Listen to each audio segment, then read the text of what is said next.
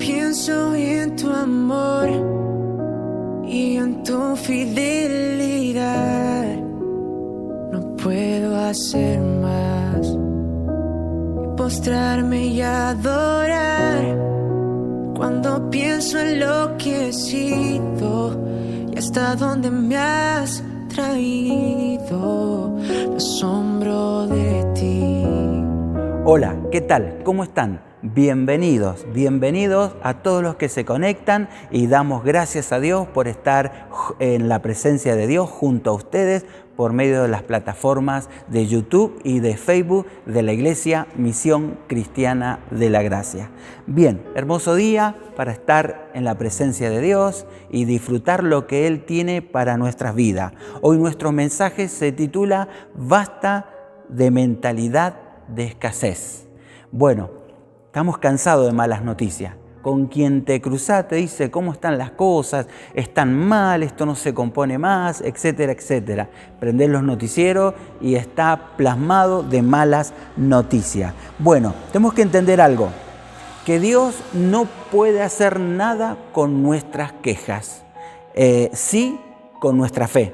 Si tenés fe, Dios puede hacer algo y cambiar un montón de cosas. Todo lo que sea necesario para cambiar, Dios va a hacerlo. Nosotros no podemos controlar las circunstancias adversas que vienen a nuestra vida, a nuestra ciudad, a nuestra nación o el mundo. No lo podemos cambiar, pero sí nuestra actitud, cómo respondemos a esas circunstancias adversas. Una pregunta para reflexionar.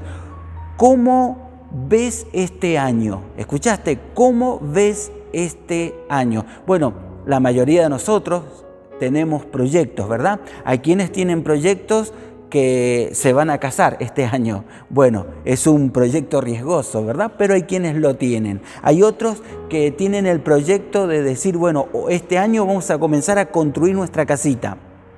Y qué bueno que eso, ¿verdad? Hay otros que dicen, bueno, nuestro proyecto es que vamos a tener un hijo, nuestro primer hijo, y se van preparando para ese gran acontecimiento. Algunos dicen, bueno, este año vamos a terminar los estudios universitarios.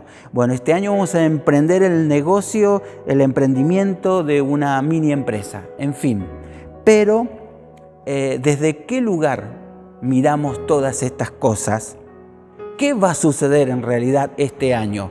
¿Podremos cumplir nuestros proyectos o no? Bueno, hay dos maneras donde vos y yo nos podemos parar. Nos podemos parar desde el lugar de la mentalidad de escasez, donde nada se puede, todo falta y todo escasea. O nos podemos parar de la mentalidad de la abundancia. Y cuando te parás desde la mentalidad de la abundancia, es basado en las promesas de la palabra de Dios. Por eso, ¿cómo vamos a medir dónde estamos parados? Porque es fácil decir, no, yo tengo mentalidad de abundancia. Pero ¿sabes qué es lo que realmente demuestra qué clase de vida tenemos? Es nuestro dinero. En qué gastas el dinero, cómo usas tu dinero, revela cómo estás viviendo. Ahora, la abundancia o la escasez, por ejemplo, la escasez no tiene nada que ver con cuánto dinero te queda en la billetera. La mentalidad de escasez es un problema de la mente, es algo que ocurre en tu mente, no en tu billetera. Por eso el profeta Ageo va a describir la mentalidad de escasez y él va a decirnos en Ageo 1:6 lo siguiente: han sembrado mucho, pero han cosechado poco. Comen, pero no quedan satisfechos. Beben, pero aún tienen sed. Se abrigan, pero todavía tienen frío. Su salario desaparecen como si los echaran en bolsillos con agujeros. ¿Te ha pasado esto, verdad? Que parece que tuvieran agujereado nuestros bolsillos. Pones el dinero y desaparece. Bueno, parece que nunca alcanza. Y eso es la mentalidad de escasez. Pensar que no hay, que nada satisface, que nada alcanza. Pero el apóstol Pablo nos va a hablar de la otra cara de la moneda de esta situación. Sería de la mentalidad de abundancia. La mentalidad de abundancia en Efesios 3:20 dice así el apóstol Pablo: y aquel que es poderoso para hacer todas las cosas mucho más abundante de lo que pedimos o entendemos, según el poder que actúa en nosotros. ¿Te fijaste? Dios es poderoso para hacer que todas las cosas, no dice lo justo y lo necesario, sino que todas las cosas abunden mucho más de lo que pedimos o de lo que entendemos. ¿Te das cuenta? La mentalidad de abundancia es una idea de Dios. Y vos y yo tenemos el desafío de abrazar esta idea y de comenzar a creerla. La mentalidad de abundancia tiene como base la creencia de que siempre hay más que suficiente.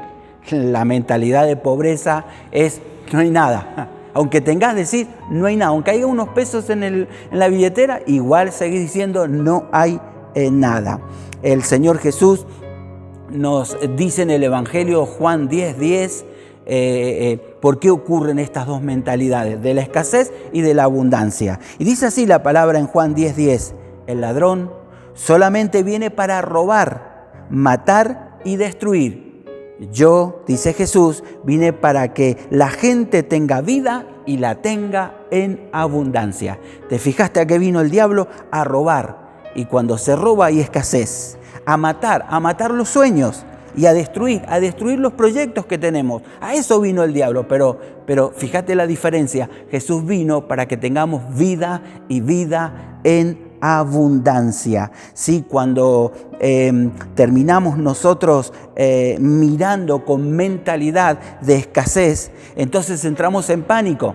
Y viste, acá en Argentina muchas veces hemos entrado en pánico. Y cuando entramos en pánico salimos corriendo al supermercado a comprar aceite, azúcar y algo más, dólares. ¿Sí? ¿Por qué? Porque nos ponemos ansiosos, porque creemos que el futuro es negro y oscuro. Claro, puede ser desde el punto de vista circunstancial, pero desde el punto de vista de Dios y de su palabra, las cosas no son así como parecen. Leemos en Segunda de Reyes, en el capítulo 4, una historia que nos va a ayudar a comprender cómo podemos despojarnos de la mentalidad de escasez y apropiarnos de la mentalidad de abundancia. Y en Segunda de Reyes 4:5 se habla de una viuda y de la intervención de un siervo de Dios, el profeta Eliseo, ante esta viuda. Y dice así en el versículo 1: cierto día, la viuda de un miembro del grupo de profeta fue a ver a Eliseo y clamó: mi esposo, quien te servía, ha muerto, y tú sabes cuánto él temía al Señor, pero ahora ha venido un acreedor y amenaza con llevarse a mis 2 hijos como esclavo. Fíjate, esta mujer, ella con su esposo amaban a Dios, eran fieles a Dios. Es muy posible que se haya endeudado este varón de Dios porque sus recursos que tenía lo empleaba en la obra de Dios y en bendecir a las personas y a la gente. Pero ahora él falleció y para esta familia se dio vuelta la historia, porque ahora quedaron con deudas y según la ley de Moisés, los acreedores podían tomar por un tiempo determinado como esclavo a los hijos para que trabajasen y pagasen las deudas. Y esta es la petición que trae esta pobre viuda, por así decir, pobre, pero es una hija de Dios y de buena referencia. Su currículum vitae es muy bueno. Sin embargo, está en unas circunstancias adversas y le clama al profeta. Entonces el profeta va a responderle en Segunda de Reyes 4:2, dice: ¿cómo puedo ayudarte? Dime, ¿qué tienes en tu casa? Le hace una pregunta y otra repregunta. Le pregunta: ¿cómo voy a ayudarte? Y bueno, ¿qué tenés en tu casa? ¿Qué responde la mujer? No tengo nada. Ah, bueno, pero solo un frasco de aceite de oliva, contestó ella. Fíjate cómo responde, porque esto es interesante. No tengo nada. Y lo poco que tiene considera que es nada y dice: tengo un frasco con un poco de aceite, nada más, no tengo nada. Bueno, lo que ella considera nada es lo que Dios va a usar para hacer un milagro. Y yo quiero que entendás esto, ¿verdad? Que que Dios no necesita grandes cosas para hacer un milagro, que tengamos grandes cosas y por eso nos va a ir bien. Simplemente necesitamos entender que no es que no tenemos nada, que lo que tenemos puesto en las manos de Dios sirve y alcanza para un gran milagro. Contextualizando el contexto socioeconómico, histórico de esta viuda, es que Israel tenía su rey, su gobernante, que buscó en la idolatría, buscó adorar dioses que no son dioses y guió al pueblo a hacer lo mismo. Por lo tanto, por el líder que tenían, el líder político, Israel empieza a tener crisis económicas, crisis sociales, crisis espirituales, un país en bancarrota y totalmente destruido. No sé si te suena familiar eso, ¿verdad? Me parece que Israel y Argentina son iguales, ¿sí? Porque nuestros gobernantes no buscan a Dios, buscan cualquier cosa menos a Dios. Por eso nuestra nación entra en quiebra y en ruina. Pero ahora, de esta historia, de esta viuda que acude al siervo de Dios, vamos a ver 4 principios de la provisión de Dios para que tengamos una mentalidad de abundancia. El primer principio de la provisión de Dios es: no minimices lo que tienes. Siempre tenemos algo, aunque sea pequeño, aunque sea poco, pero siempre tenemos algo. Volvemos al texto de 2 Reyes 4:2. No tengo nada, solo un frasco de aceite de oliva, contestó ella, pero ese poquito de aceite de oliva era más que suficiente. No es que no tenía nada. ¿Viste cómo somos? ¿Y cómo andas? Y aquí ando. No, los cristianos siempre andamos en victoria. Los cristianos siempre andamos bendecidos. Tenemos lucha, tenemos adversidades, pero la Biblia dice otra cosa de nuestra situación. Bueno, ¿vos qué tenés? No mires la billetera. A lo mejor hay unos pocos pesos y para colmo devaluado. Pero ¿sabes qué tenemos? Tenemos talentos, tenemos capacidades, tenemos una familia, tenemos salud, tenemos vida.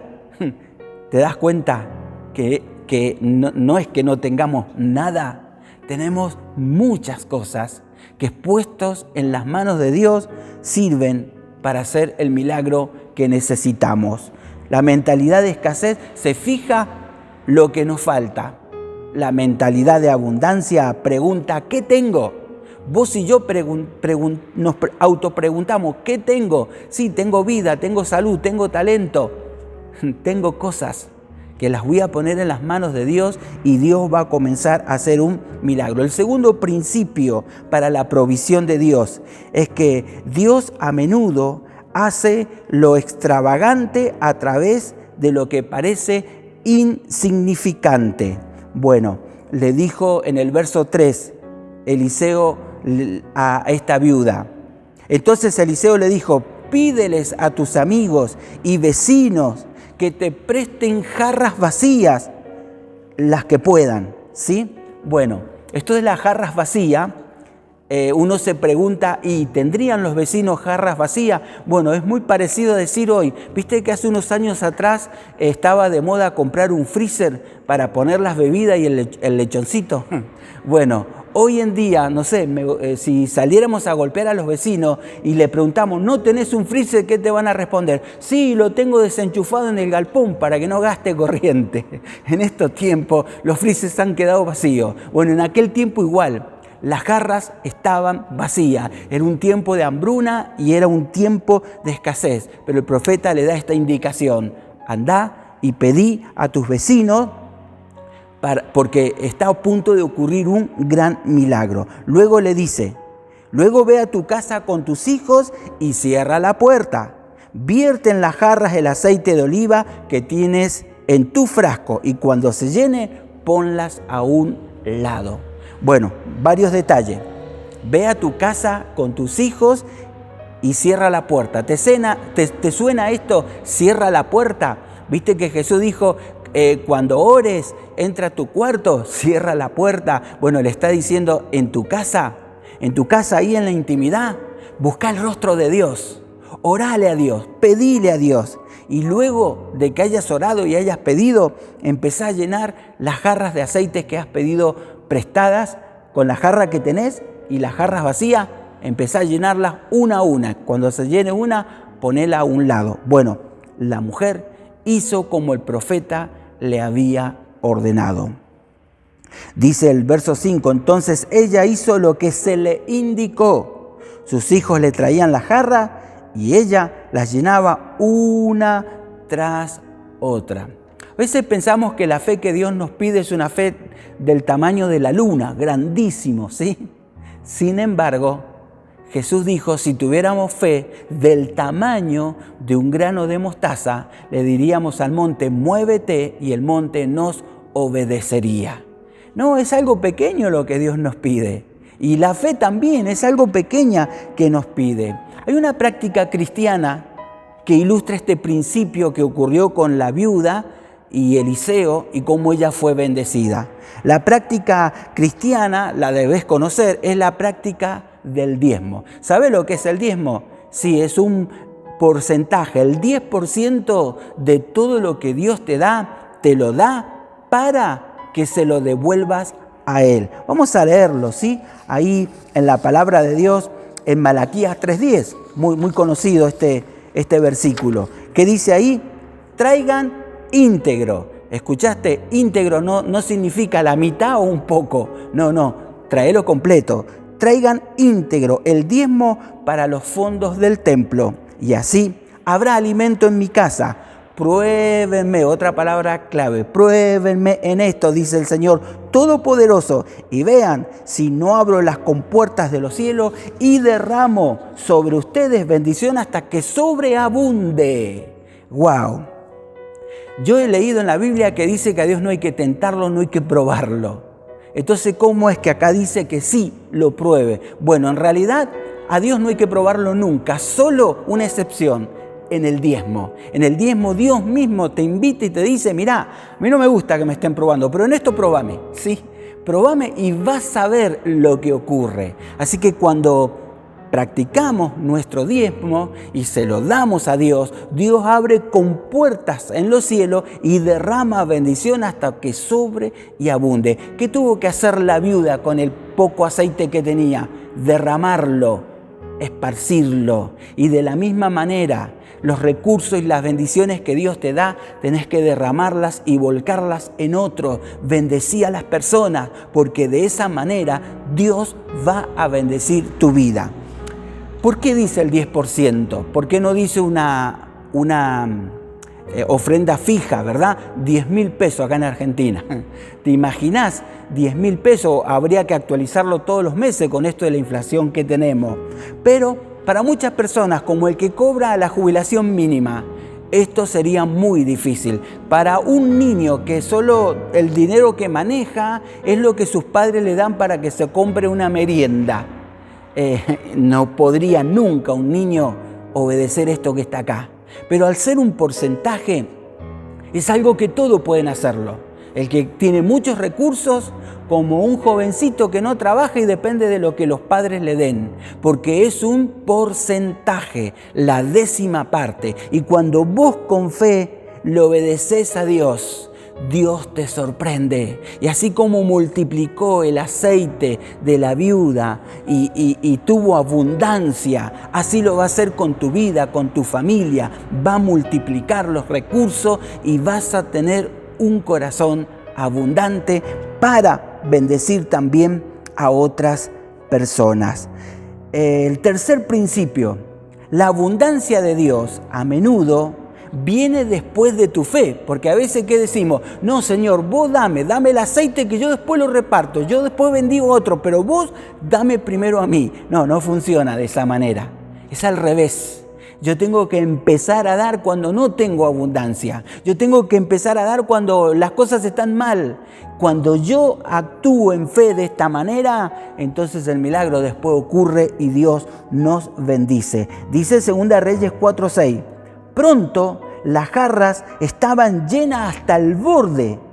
Tráeme otra jarra, le dijo uno de sus hijos. Ya no hay más, contestó. Al instante el aceite de oliva dejó de fluir. Esta mujer tuvo que tomar una decisión. Porque me imagino cuando le dijo el profeta, derramalo en las otras jarras, ella habrá dicho, ¿qué hago? ¿Lo tiro en las jarras o me como una ensalada? Y no, decidió obedecer. Y viste, te pasa con el diezmo, ¿qué hago? ¿Pago los impuestos con los diezmos? ¿Paro la olla este día o se lo entrego al Señor? Bueno, ahí está, tenés que tomar una decisión. Cuando vos tomás la decisión de obedecer a Dios, Dios te va a sorprender. Otra de las cosas que tenemos que entender, ¿te pasa que a veces te sentís estancado espiritualmente? ¿Te pasa que a veces sentís que las cosas no fluyen y que se te cierran puertas? Bueno, por acá está el asunto. ¿Sí? Lo que necesitas para romper ese estancamiento y empezar a comenzar con una mentalidad de abundancia, empezá a derramar bendición sobre otras personas, empezá a ayudar, empezá a socorrer, bendecir el ministerio y de esa manera vas a tener abundancia. Dice el verso 7 de 2 Reyes 4, cuando ella le contó al hombre de Dios lo que había sucedido, él le dijo, ahora vende el aceite de oliva y paga tus deudas, y tú y tus hijos pueden vivir de lo que sobre. Parecía un mal testimonio, una viuda de alguien que servía y temía a Dios, a diferencia del resto de la nación de Israel, que era idólatra. Ellos no se mantenieron fieles, pero vino la escasez y la necesidad a ellos. Pero cuando ellos decidieron buscar el rostro de Dios nuevamente, cuando ellos decidieron compartir y derramar, Dios sorprendió a esta familia porque la bendijo y pudo vender porque no había aceite. Pero en la casa de la viuda había aceite para comprar. Bendijo a todo el pueblo. Y bendijo a miles de personas y te está bendiciendo a vos y a mí también al escuchar este relato y esta historia. Y eso es lo que Dios quiere hacer. Quiere bendecir tu vida para que otros también sean bendecidos con la bendición que Dios te da a tu vida. Y por último, el cuarto principio, la abundancia llega cuando estás dispuesto a derramarla. Antes no. Llega cuando estás dispuesto a compartirla y a soltarla y a darla. Sabes que vivimos una generación individualista, donde toda la gente lucha por lo propio y el otro que se la arregle como pueda, pero yo hago lo mío, cada uno que haga lo suyo. Pero vos y yo como hijos de Dios somos llamados a ser diferentes. ¿Y en qué sentido diferente? Que ya no pensamos en nosotros, estamos pensando en los que nos rodean, cómo bendecimos y cómo podemos ayudar. Fíjate lo que dice el apóstol Pablo en la carta de 2 Corintios 9:7. Dios ama a la persona que da con alegría. Cuando hay alguien que da con alegría, dice Dios, a mí este muchacho, esta muchacha me encanta, este hijo, esta hija que tengo me encanta porque da con alegría. Y esto que un impacto tremendo, te bendice a vos mismo cuando das con alegría. Dice 2 Corintios 9:8, y Dios proveerá con generosidad todo lo que necesiten, mentalidad de abundancia. Entonces siempre tendrán todo lo necesario y habrá bastante de sobra. ¿Para qué? Para que compartan con otros. ¿Escuchaste? Dios provee generosamente a tu vida.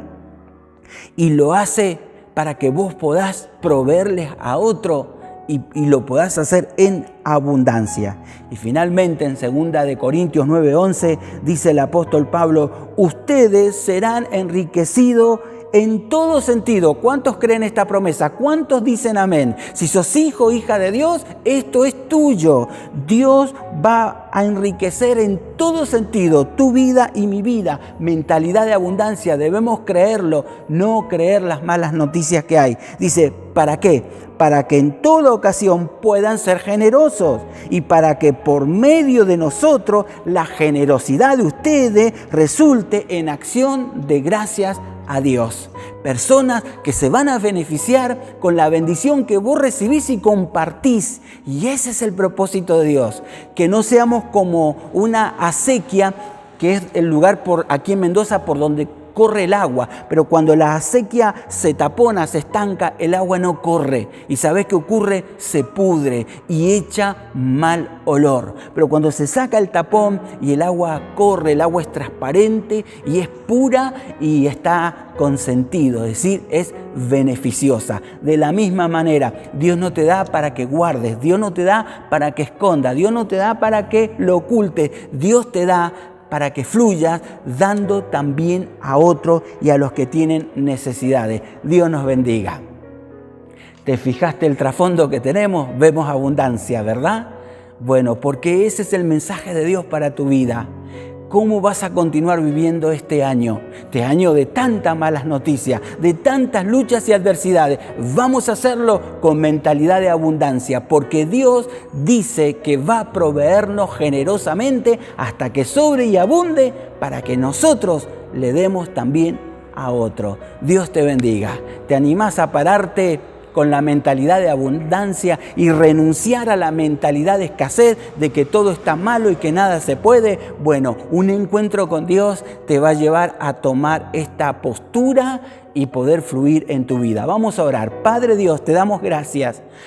Te damos gracias porque tu plan es que vivamos una vida con abundancia.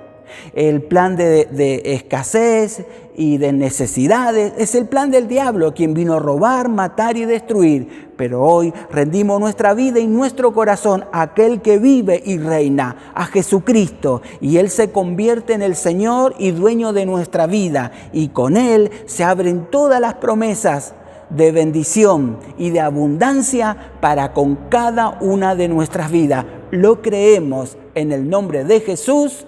Amén. Que Dios te bendiga ricamente.